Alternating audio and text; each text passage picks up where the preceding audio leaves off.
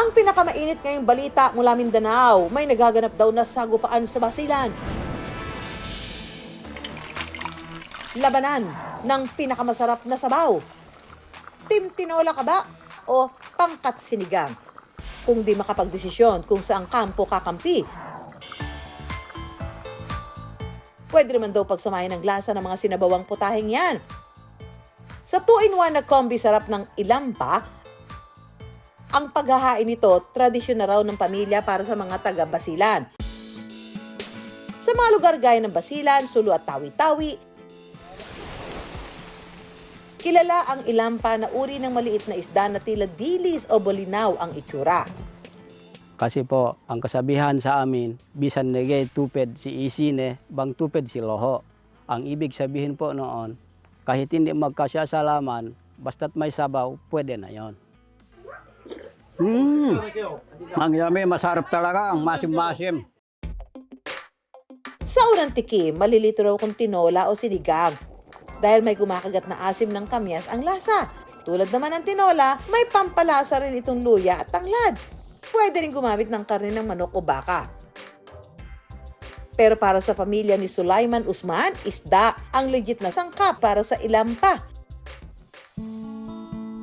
Hindi lang daw ito basta ulam para sa kanya. Kwento rin daw ito ng kanyang kabataan at ng mga aral na pamana ng kanyang ina. Nung binata pa po ako, yung nanay ko ang nagluluto sa amin. So siya ang nagluluto ng ilampa. Hanggat sa ako na ang gumagawa, ang alaala pong pumasok sa aking isipan. Yung nanay ko po na nagturo sa akin nung malakas pa ang katawan niya. Ang sabaw ng ilampa, pinaiinit daw pati ang samahan ng kanilang pamilya at komunidad. Ang ilampa po ay talagang special sa amin, lalong-lalong na po sa aming tribo.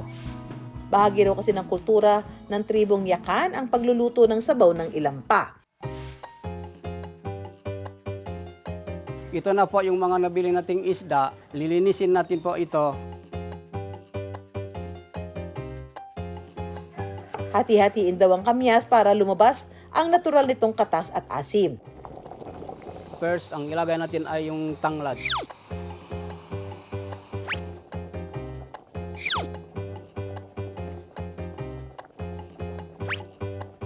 Garantisadong masarap kahit simple lang ang mga sangkap. Basta hindi dapat mawala ang sariwang isdang ilampa.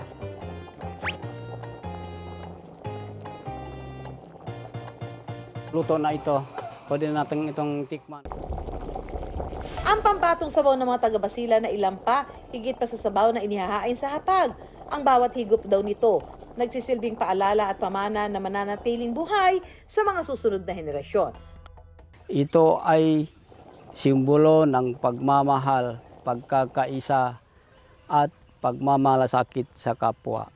Sa bawat sandok ng ilampa, maaalala natin ang ating mga ninuno at ang kanilang mga tradisyon. Kaya, husgahan na natin ang lasa ng ilampa. Tikiman na! Masarap talaga itong sabaw na sinigang, masim-masim.